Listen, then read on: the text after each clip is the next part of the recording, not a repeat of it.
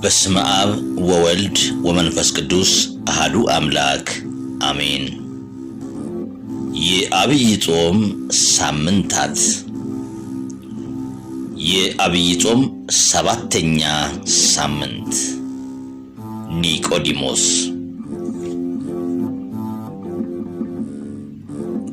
በዚያ የጭንቅ ሰዓት ሐዋርያቱ እንኳን ጥለው በሸሹበት ዕለተ ዓርብ የልጇን መለኮት የተዋሃደው ሥጋ ከአርማትያሱ ሰው ከዮሴፍ ጋር ከመስቀሉ አውርዶ በቀበረ ጊዜ እመቤታችን ለኒቆዲሞስ የመረቀችው ምርቃት ታላቅ ያድርግህ የሚል ነበር።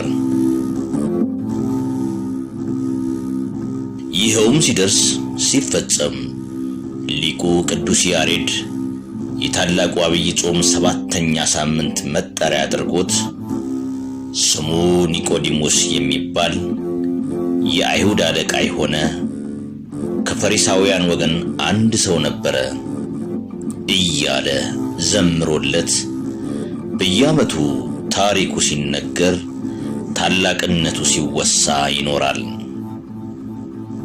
ሰላም ጤና ይስጥልን። ይህ የመክሊት ዘተዋሕዶ ድምጽ ነው።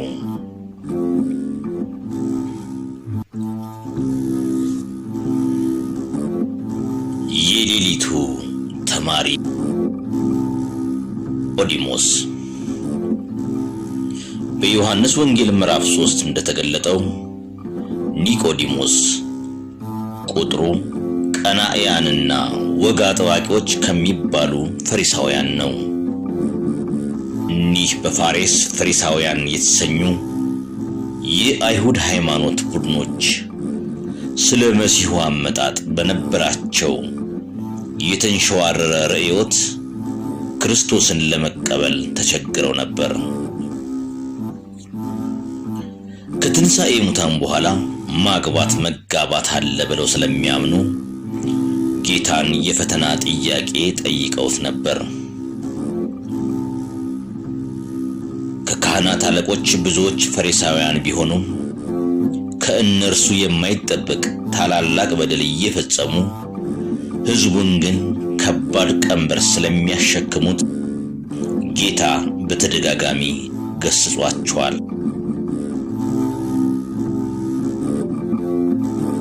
አንድ ፈሪሳዊ ግን ባልተለመደ መልኩ ግንቡን ጥሶ በሌሊት ገስግሶ ስለ ነፍሱ ድህነት ብቻውን ወደ ጌታ መጣ። ኒቆዲሞስ ተራ ፈሪሳዊ ብቻም ሳይሆን መልአኮሙ ለአይሁድ የአይሁድ አለቃም የነበረ ሰው ነው። እልቅናውም በሦስት ነገር ነው። በሹመቱ የሕዝብ አስተዳዳሪና የታላቁ የአይሁድ ሸንጎ የሲንሃድሪም አባል ነበር።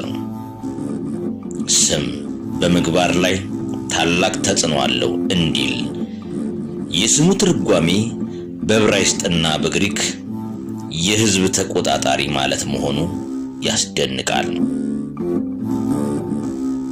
ሌላው መምህርነቱ ነው። በየምኩራቡ ከሕግና ከነቢያት እየጠቀሰ የሚተረጉም የሚያመሰጥር ረቢ ነበር። ሦስተኛው እልቅና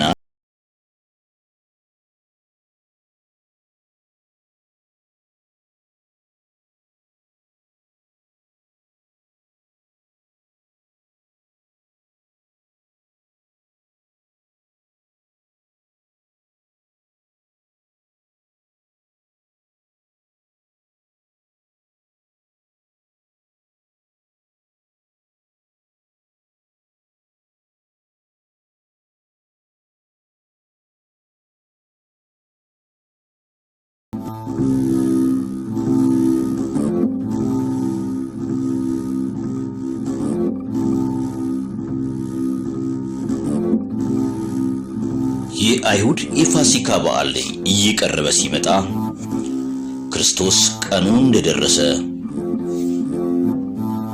ለሐዋርያቱ ተናግሮ ወደ ኢየሩሳሌም መጣ። እንደ ሰውነቱ ሰለቸኝ ደከመኝ ሳይል ሕዝቡን ቀንና ሌሊት በትምህርትና በተአምራት ያገለግል ነበር። በዚህ ሰዓት ነው ኒቆዲሞስ በሌሊት ገስግሶ ወደ ጌታችንና መድኃኒታችን ኢየሱስ ክርስቶስ የመጣው። በፊቱም ቀርቦም መምህር ሆይ ብሎ የእርሱን አላዋቂነት የክርስቶስን የተሰወረ አዋቂነት መሰከረ። ጌታችንም አመጣጡ ከልብ መሆኑን አውቆ ምስጢረ ጥምቀትን ዳግም ውልደትን ገለጸለት። ምስጢሩ የኦሪት ምሁር ለነበረው ኒቆዲሞስ ለጆሮ የከበደ ለመቀበል የሚቸገር ሆነበት።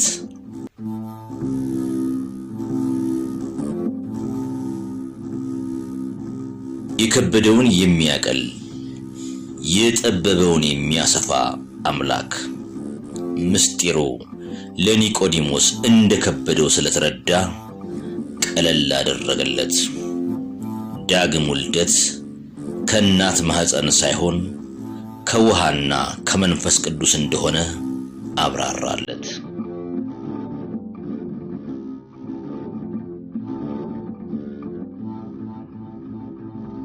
ኒቆዲሞስም ለኢየሩሳሌም ከሚተርፈው ሀብቱ ይልቅ ሰው ዳግመኛ ከውሃና ከመንፈስ ካልተወለደ በቀር ወደ እግዚአብሔር መንግሥት ሊገባ አይችልም የሚል ለዓለም ሁሉ የሚተርፍ ሀብተ ወልድና ትምህርተ ጥምቀት ወክርስትና ገንዘብ አደረገ።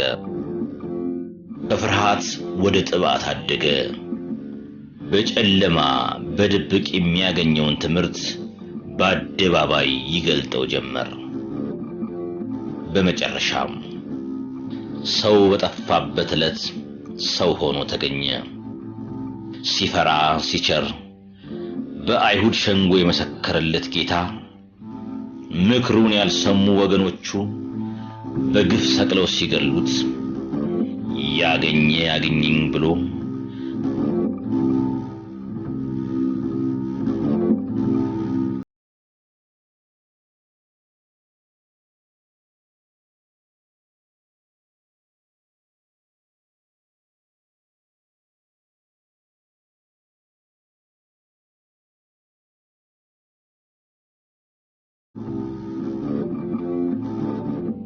በሹሙ ጲላጦስ ፈቃድ ስጋውን በማውረድ በክብር ገንዞ በክብር ለመቅበር በቃ።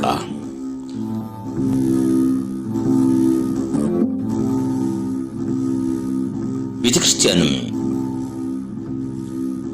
ዕለት ዕለት በምታደርሰው የኪዳን ጸሎት ቅዱስ እግዚአብሔር ቅዱስ ኃያል ቅዱስ ሕያው ዘኢይመውት ለሚለው ምስጋና ጀማሪ ፊት አውራሪ ሆነ።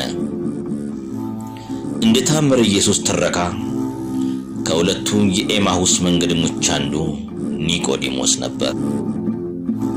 በዚህም ጌታችን ከትንሣኤ በኋላ ከተገለጠላቸው የመጀመሪያዎቹም ሰው አንዱ ለመሆን የታደለ ታላቅ ሰው ነው ኒቆዲሞስ።